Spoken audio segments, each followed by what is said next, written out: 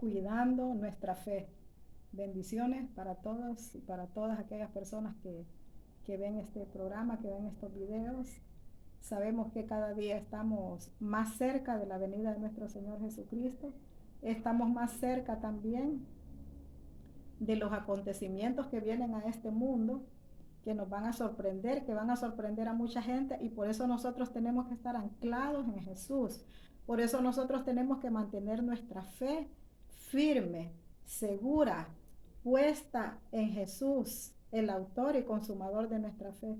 Nuestra fe tiene que ser el ancla que sostiene nuestra barca, que nosotros somos una barca la cual está en medio de un mar que a veces está manso, pero a veces se pone muy furioso. Pero sin embargo tenemos que permanecer ahí como ese barco que Dios ya tiene anclado, porque esa ancla es la que nos sostiene. Esa ancla es la que nos va también a fortalecer, a hacer permanecer hasta la venida de nuestro Señor Jesucristo.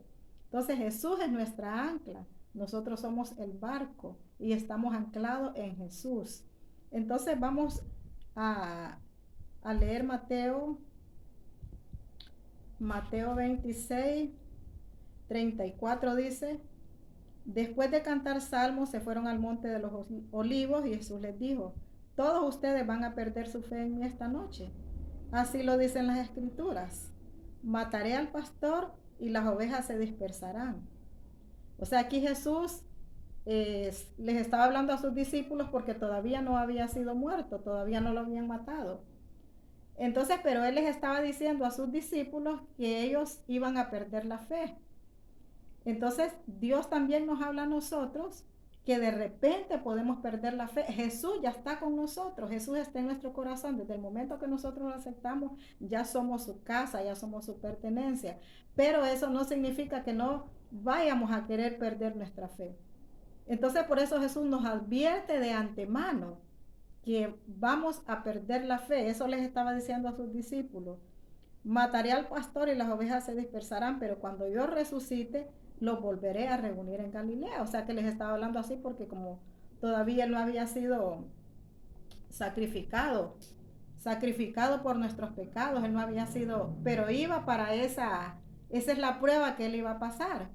Entonces por eso les estaba advirtiendo a sus discípulos que él iba a pasar esa prueba, pero que ellos tenían que permanecer firmes en su fe, aunque les dijeran ya se murió, ya lo matamos, porque esa es parte del propósito del enemigo, hacerle creer a la gente que Jesucristo ya murió, pero que él murió y que ya está enterrado, y eso es falso, porque Jesucristo murió, pero al tercer día resucitó. Entonces usted no piense que nosotros estamos presentando a un Cristo muerto, a un Cristo que lo mataron y que allá está enterrado. No, Jesús murió, pero al tercer día resucitó, porque esa es la promesa para nosotros también, que vamos a morir carnalmente, pero vamos a resucitar. Vamos a morir también a la vieja naturaleza, pero vamos a resucitar a la nueva naturaleza. Y por eso es que cada día estamos predicando la palabra, porque a través de la palabra es que está nuestra naturaleza va a ser transformada, nuestra naturaleza pecadora, a través de la palabra de Dios, para poder estar espiritualmente fortalecidos, para que nuestra fe permanezca hasta la venida de nuestro Señor Jesucristo, que permanezca hasta el último día donde nosotros tengamos existencia. Entonces, cuando yo resucite, los volveré a reunir en Galilea. Pedro le contestó: aunque todos pierdan su fe en ti, yo no la perderé. Jesús le dijo: te aseguro que esta misma noche, antes que cante el gallo, me negarás 3 veces. Pedro afirmó: aunque tenga que morir contigo, no te negaré. Y todos los discípulos decían lo mismo. A veces nosotros nos sentimos tan fuertes. O sea que ellos todavía no habían pasado una prueba como la ausencia pues del maestro que andaba con ellos. Entonces por eso Pedro se sentía seguro: no, Señor, yo no te negaré. Prefiero morir, decía él, que negarte. Pero sabe, a veces las palabras vienen no de lo profundo del corazón, sino que son superficiales. Por eso nosotros cada día tenemos que estar con nuestra ancla que nuestra ancla permanezca, pero con la ancla de Jesús, para que cuando vengan esos pensamientos de alejarnos de Dios, cuando vengan las pruebas y cuando pensemos que no vamos a poder, cuando vengan los señalamientos, porque vienen tiempos muy difíciles para toda la humanidad. Y si nosotros nuestra fe no está cimentada, si nuestra fe no está anclada en la palabra de Dios, mucha gente va a perecer. Yo puedo perecer si yo no sigo firme con mi fe. Entonces nuestra fe tenemos que mantenerla. Y Pedro, él se sintió que no iba a negar a Jesús. O sea, Jesús le estaba advirtiendo. Jesús nos está advirtiendo también a nosotros. Entonces, y después todos los discípulos pensaban lo mismo, aunque tenga que morir contigo, no te negaré. Y todos los discípulos decían lo mismo, no te negaré, Jesús, no te vamos a negar. No te vamos a negar. Entonces luego Jesús se fue con sus discípulos a un lugar llamado Getsemaní y les dijo, siéntense aquí mientras yo voy a orar. Y se llevó a Pedro y a los dos hijos de Zebedeo. Mire que Pedro, el que le había dicho que él no lo iba a negar, Jesús se lo llevó. O sea, a los otros los dejó.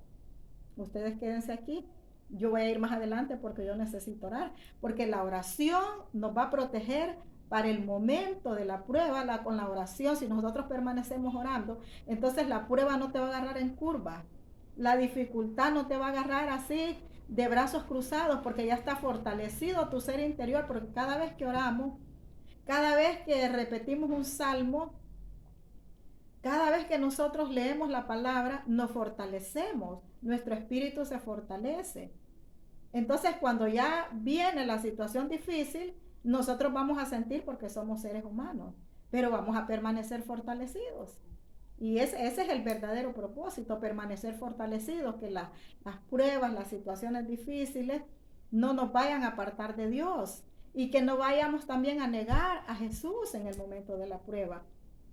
Porque mucha gente niega, mucha gente se pone a murmurar tanto en el momento de la prueba y tal vez le han dicho, Señor, yo te amo, Señor, no sé qué, palabras bonitas, tú eres mi todo. Pero en el momento de la situación difícil se le olvidó todo aquello. Y empieza a decirse que Dios no existe. Cuando nosotros decimos que Dios no existe, lo estamos negando. Cuando nosotros decimos que Dios no puede solucionar mi problema, entonces estoy negando a Dios. Cuando yo pienso que nada va a ser resuelto de lo que está a mi alrededor por todas aquellas peticiones que yo tengo, entonces estoy negando a Dios. Pero si yo me mantengo firme, si yo sigo confiando en Dios, aunque mire todo desquebrajado, pero si yo sigo confiando en Dios, entonces mi fe está anclada todavía allí. Y no importa cómo el mar se venga, no importan las olas que se vengan, pero yo estoy anclada en Jesús.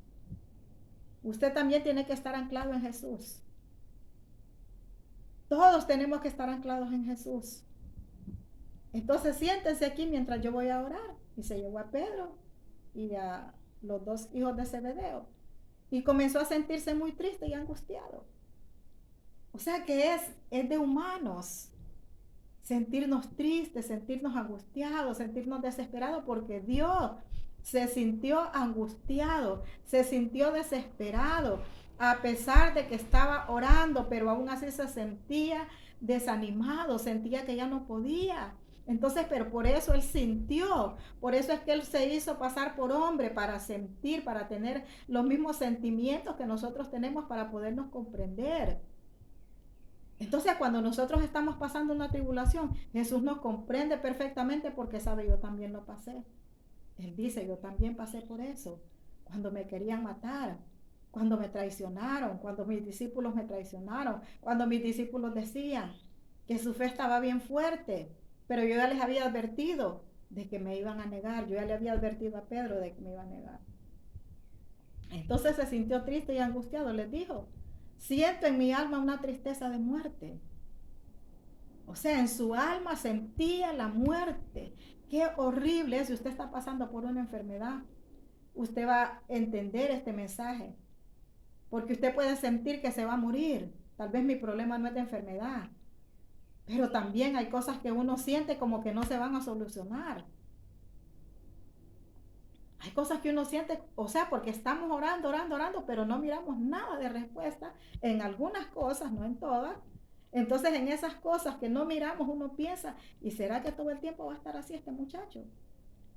¿Será que no va a salir de ese alcohol? ¿Será que no va a salir de esa droga? ¿Será que no va a salir de ahí, de esa depresión, de esa soledad? Porque todas esas cosas, por todas esas cosas nosotros tenemos que estar orando, echando fuera de nuestros hijos.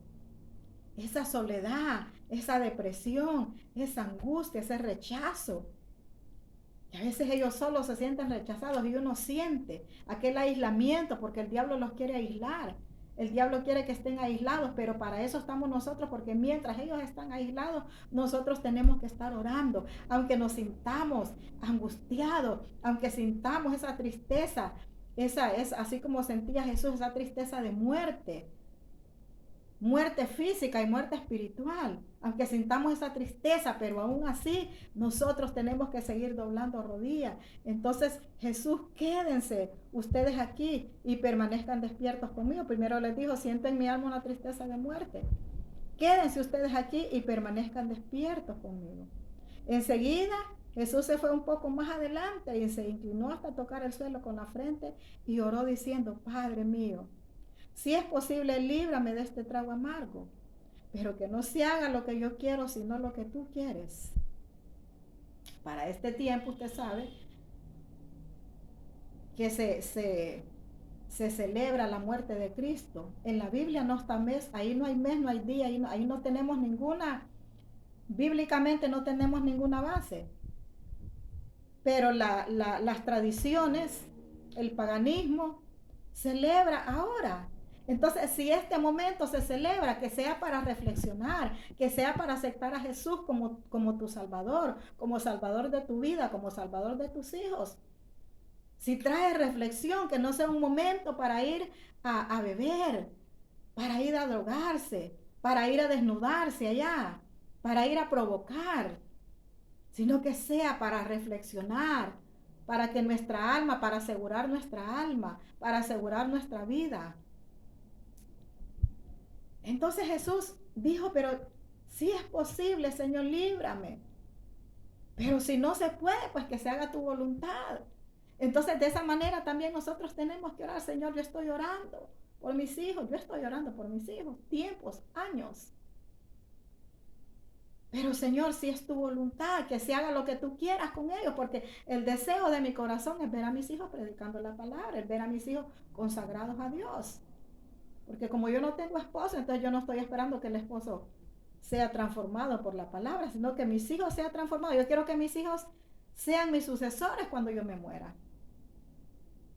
Entonces por momentos yo puedo sentir que no aguanto.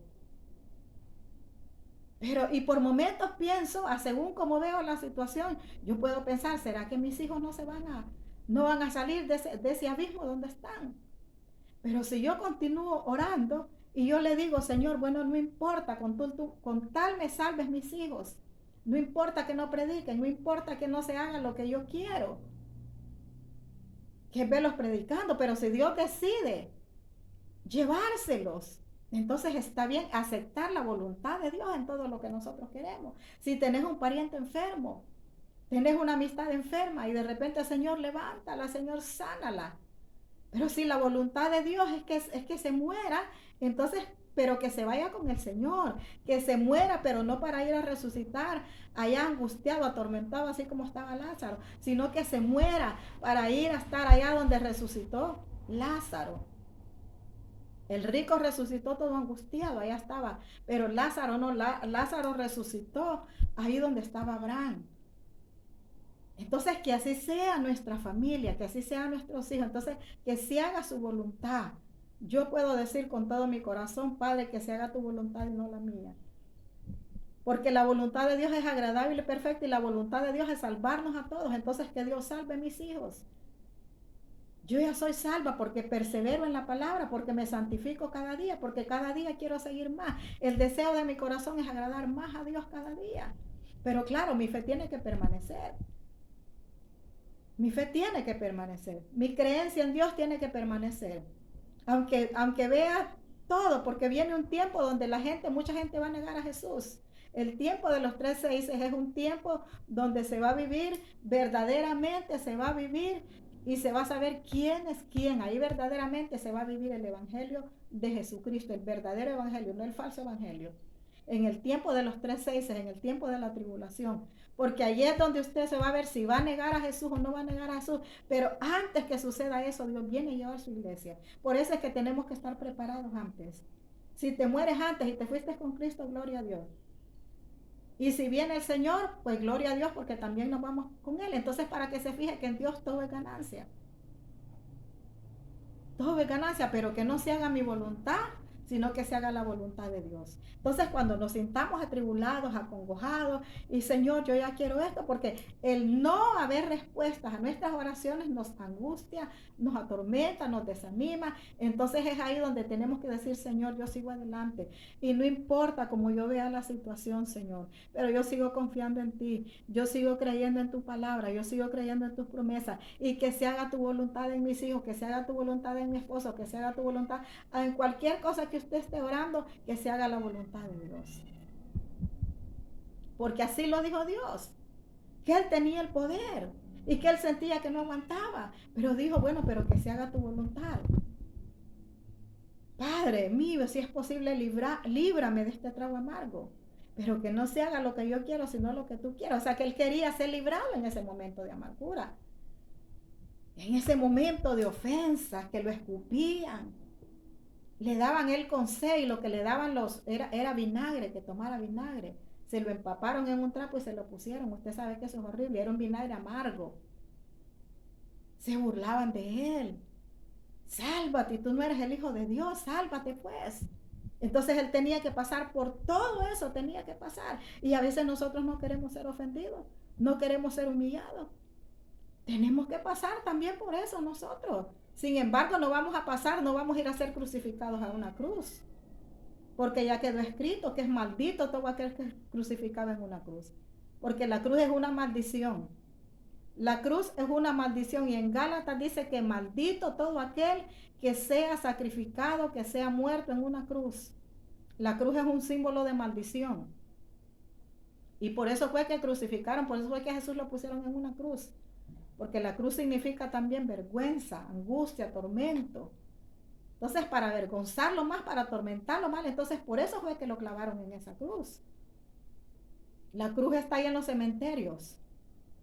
Y Dios no está en el cementerio. Dios está en mi corazón, está en tu corazón si le abres.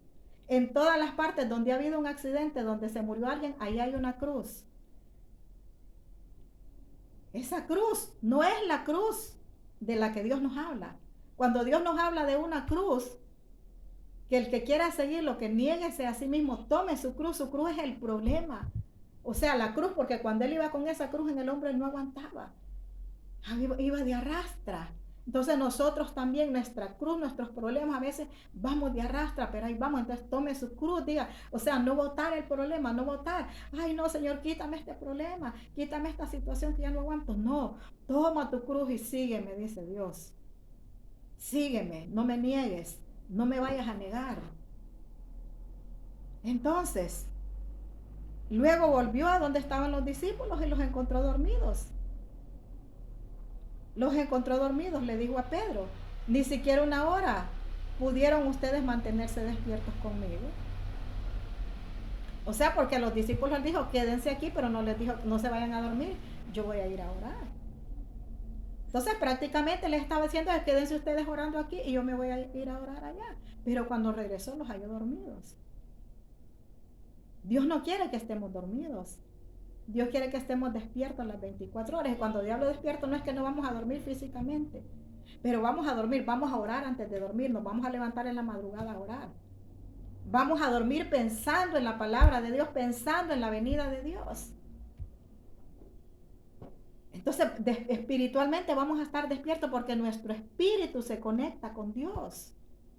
Cuando usted se duerme pensando en las promesas de Dios, su espíritu está conectado con Dios. Entonces, ni siquiera una hora pudieron ustedes mantenerse despiertos conmigo. Manténganse despiertos y oren para que no caigan en tentación. La oración nos va a librar de la tentación. Manténganse despiertos, es una orden de parte de Dios. manténganse despiertos y oren para que no caigan en tentación. Ustedes tienen buena voluntad, pero son débiles. O sea que Dios conoce que nuestra voluntad es seguirlo a Él, pero que nuestro cuerpo débil está debilitado por todo lo que está pasando. Está debilitado por las enfermedades, por el cansancio, por la falta de vitaminas, de alimentación buena. Entonces eso nos debilita, pero Dios aún así nos dice, manténganse despiertos. Yo sé que ustedes están débiles, pero pueden mantenerse despiertos porque ese despertar es por medio del espíritu, no es por medio de lo físico, sino que es por lo interno que hay dentro de nosotros. Entonces, y por segunda vez se fue y lloró: Padre mío, si es posible evitar que yo sufra esta prueba, hágase tu voluntad. O sea, le volvió a decir, para aquellas personas que dicen que uno no tiene que orar porque está repitiendo lo mismo, pero Dios, que fue Dios, repitió lo mismo. Otra vez le volvió a decir: Padre, si es posible, Señor, por segunda vez, Padre mío, si no es posible evitar que yo sufra esta prueba, hágase tu voluntad. O sea que ella estaba aceptando, ya sabía él que tenía que pasar porque estaba escrito, que él tenía que morir para librarnos a nosotros, que él tenía que morir para que nosotros fuéramos salvos, para que el enemigo no tuviera puesta su mano sobre nosotros, porque esa sangre de Cristo nos limpia de todo pecado, esa sangre nos purifica, esa sangre nos mantiene sanos, esa sangre es la que pone en nosotros una cobertura para que el enemigo no venga a molestarnos. La sangre que Jesús derramó, entonces que le quede claro que no es la cruz, es la sangre de Jesús la que nos fortalece. Con esa sangre nos compró. Somos comprados a precio de sangre. Entonces se fue otra vez Jesús. Y cuando volvió, otra vez encontró a los discípulos dormidos porque sus ojos se les cerraban de sueño. Los dejó, entonces ahí ya no les dijo nada, sino que los dejó y se fue a orar por tercera vez, repitiendo las mismas palabras. Entonces regresó y todos los discípulos, entonces regresó a donde estaban los discípulos y les dijo: ¿siguen ustedes durmiendo y descansando? O sea, existen signos de interrogación. Ha llegado la hora en que el Hijo del Hombre va a ser entregado en manos de los pecadores. Levántense, vámonos ya se acerca el que me va a traicionar. Y así Jesús se fue. Todavía estaba hablando Jesús cuando Judas, uno de los 12 discípulos, llegó acompañado de mucha gente, armado con espadas y con palos. Iba de parte de los jefes de los sacerdotes y de los ancianos del pueblo. Oiga bien, ¿de quién iba acompañado Judas? Los sacerdotes y los ancianos del pueblo. O sea que todos ellos sabían que Judas les iba a entregar a Jesús, y Judas era uno de los discípulos de Jesús. Ahora, pero esto sucedió porque yo estaba escrito, porque así tenía que suceder. Así tenía que suceder para que se cumpliera la palabra profética. Entonces Judas, el traidor, les habló, les había dado una contraseña diciéndoles: al que yo bese, a ese arréstenlo. Así que acercándose a Jesús dijo: buenas noches, maestro, y lo besó. Jesús le contestó: amigo, adelante con tus planes. Oiga, Jesús lo ignoraba. Judas, como Dios no le había reclamado, Judas pensaba que Dios estaba ignorando, que él iba a traicionar, que los sacerdotes, los ancianos y todos lo iban a traicionar. Entonces no le dijo: adelante con tu plan, amigo. Adelante. O sea que Dios, por eso es que mucha gente se equivoca, porque peca y peca y peca y hace desastres, y Jesús callado.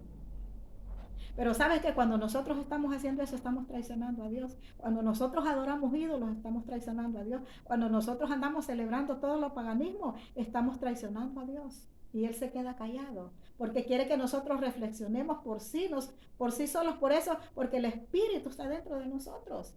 El Espíritu nos redarguye. Lo que pasa es que hay gente que no le hace caso al Espíritu. O sea, entristecen al Espíritu Santo porque no le hacen caso. El Espíritu que tenés dentro, con ese sello que Dios ha puesto para identificarte como hijo de Él. Entonces, adelante con tus planes. Entonces, los otros se acercaron, echaron mano a Jesús y lo arrestaron. En eso, uno de los que estaban con Jesús sacó su espada y le cortó la oreja al criado del sumo sacerdote. Jesús le dijo: guarda tu espada en su lugar, porque todos los que pelean con la espada también a espada morirán. O sea que estaba pasando por un momento difícil, pero también estaba exhortando a la gente, estaba diciendo, todo el que mate también va a ser muerto. Tened cuidado, porque Dios no necesita que nosotros lo defendamos. Además, eso tenía que cumplirse. No sabes que yo podría rogarle a mi Padre y Él me mandará ahora mismo más de 2 ejércitos de ángeles. Pero en ese caso, ¿cómo se cumplirán las escrituras que dicen que debe suceder así? Enseguida Jesús preguntó a la gente, ¿por qué han venido ustedes con espadas y con palos a arrestarme como si yo fuera un bandido? Todos los días estaba enseñando en el templo y nunca me arrestaron. Pero todo esto sucede para que se cumpla lo que dijeron los profetas en las escrituras. Y en aquel momento todos los discípulos dejaron solo a Jesús y huyeron. Los que dijeron que se iban a mantener firmes, o sea, a ellos era que Dios les había alertado, ustedes van a perder su fe. Entonces en ese momento se está cumpliendo lo que Dios les había dicho. En ese momento que Dios les está llamando la atención, sus discípulos, dicen, lo dejaron solos y huyeron. Se fueron. Entonces me voy a saltar acá a siempre 28, 69. Pedro, entre tanto, estaba sentado afuera en el patio. En eso una sirvienta se le acercó y le dijo, tú también andabas con Jesús el de Galilea. Pero Pedro lo negó delante de todos diciendo, no sé de quién me están hablando. Allí también se cumple lo que Dios ya también le había dicho. Ya también les había dicho Jesús. Se cumple.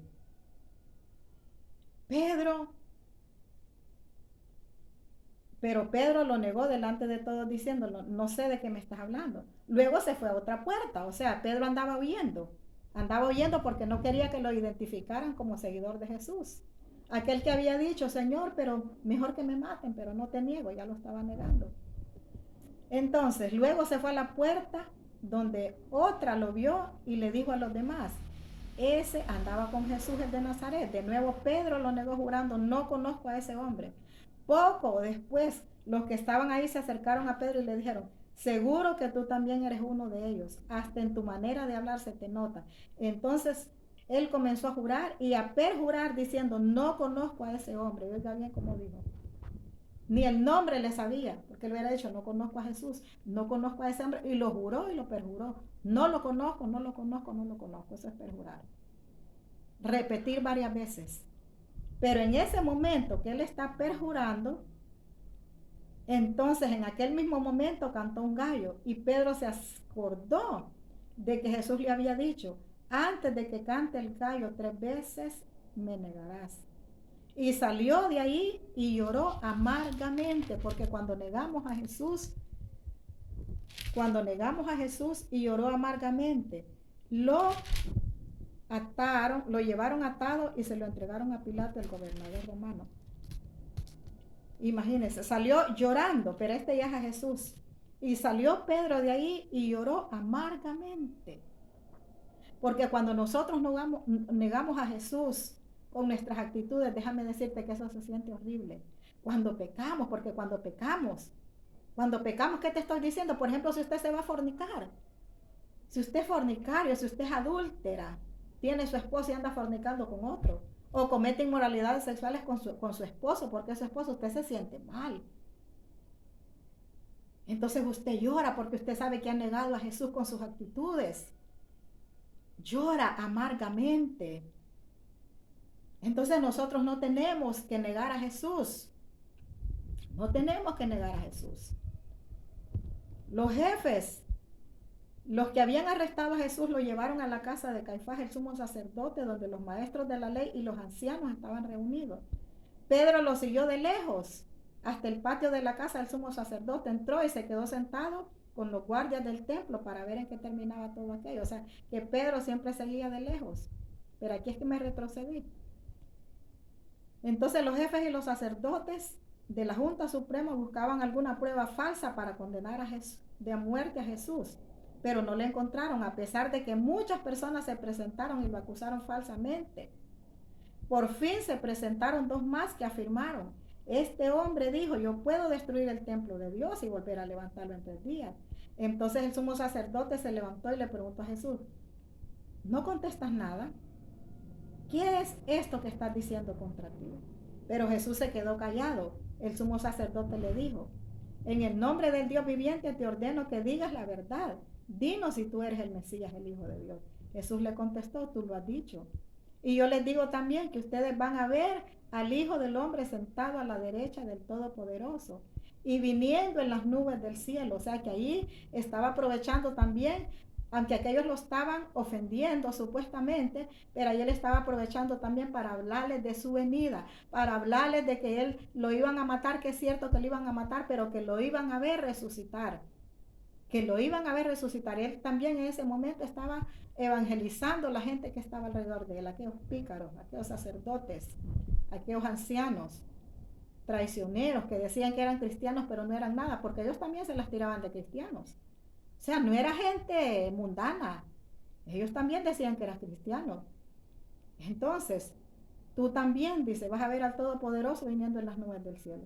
Entonces el sumo sacerdote se rasgó las ropas en señal de indignación y dijo, las palabras de este hombre son una ofensa contra Dios. ¿Qué necesidad tenemos de más testigos? Ustedes han oído sus palabras ofensivas. ¿Qué les parece? Ellos contestaron, es culpable, debe morir. Entonces le escupieron la cara y lo golpearon. Otros le pegaron en la cara diciendo, tú que eres el Mesías, adivina quién te pegó. O sea, lo estaban ofendiendo, lo estaban haciendo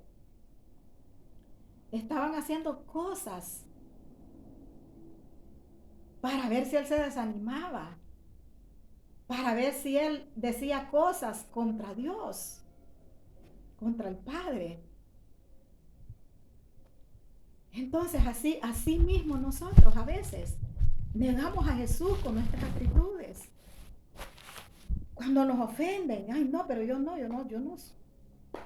O cuando nos defendemos nosotros, entonces estamos negando a Jesús.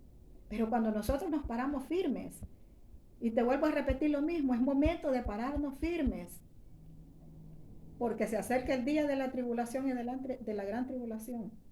Se acerca el día de ese nuevo orden mundial. Y se acerca el día de la venida de nuestro Señor Jesucristo. Y se acerca el día también donde nosotros podemos morir físicamente. Y por eso tenemos que estar preparados, que no importa lo que digan. Sabemos que Jesús murió, pero que al tercer día también resucitó y que nosotros también vamos a resucitar con Jesús.